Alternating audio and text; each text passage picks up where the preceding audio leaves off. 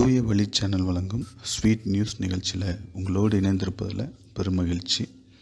இந்த சேனலில் வேதாகமத்தில் உள்ள வார்த்தையின் அர்த்தங்களை நம்ம கற்றுக்கொண்டிருக்கிறோம். நாம் வேதாகமத்திலிருந்து நம்பிக்கைன்ற வார்த்தைக்குரிய அர்த்தத்தை பார்த்துக்கிட்டே வரோம். ஆங்கில வேதாகமத்தில் நம்பிக்கைன்ற வார்த்தைக்கு பல வார்த்தைகள் சொல்லப்படுது.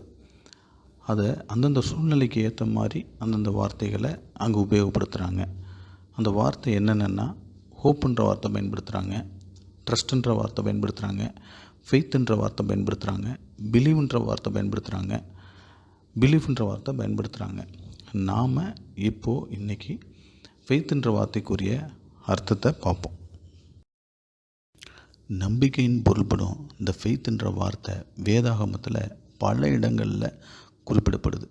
அதில் மிகவும் முக்கியமாக எபிரேயர் 11வது அதிகாரத்தில் 21 முறை இந்த ஃபெய்த்துன்ற வார்த்தை, அதாவது ஃபெய்த்துன்ற நம்பிக்கைன்ற வார்த்தை பயன்படுத்தப்படுது. இந்த நம்பிக்கை, அதாவது ஃபெய்த்துன்ற வார்த்தைக்கு எபிரேயத்தில் எமுனான்ற வார்த்தையை பயன்படுத்துகிறாங்க.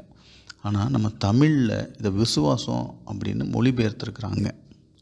எமுனான்ற வார்த்தைக்கு அர்த்தம் என்ன அப்படின்னா, தேவன் ஒருவர் இருக்கிறாரு, அவர் சொல்கிறத செய்கிறாரு, அவர் எனக்காக காரியத்தை செய்து கொண்டே இருக்கிறாரு அப்படின்றது இல்லாமல், தேவன் ஒருவர் இருக்கிறாரு, அவர் செயல்பட்டு கொண்டு இருக்கிறாரு, அவர் செயல்படுறதுக்கு நான் எவ்வளவு ஆதரவு கொடுக்குறேன், அவருக்கு எவ்வளவு நான் ஆதரவாக இருக்கிறேன் என்பது தான் இந்த எமுனாவுக்குரிய அர்த்தம்.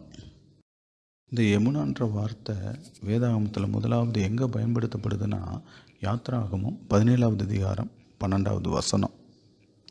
இஸ்ரவேல் ஜனங்களுக்கு விரோதமாக அமலேக்கியர்கள் போர் செஞ்சுக்கிட்டு இருக்கும்போது மோசே ஐயா மலை மேலே இருந்து கோலை பிடித்து கொண்டு கைகளை தூக்கி நிற்கிறாரு. அப்போது அவர் கையை தூக்கி இருக்கும் போதெல்லாம், கோல் உயர்த்தப்படும் போதெல்லாம் இஸ்ரேல் ஜனங்கள் அமலேக்கியர்களை மேற்கொண்டாங்க. அவருடைய கை தளரும் போது அமலேக்கியர்கள் இஸ்ரவேலை மேற்கொண்டாங்க.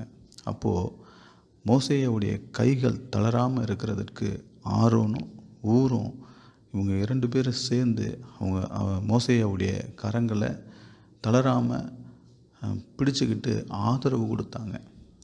அந்த ஆதரவை தான் இங்கே எமுனா அப்படின்னு குறிப்பிடுறாங்க.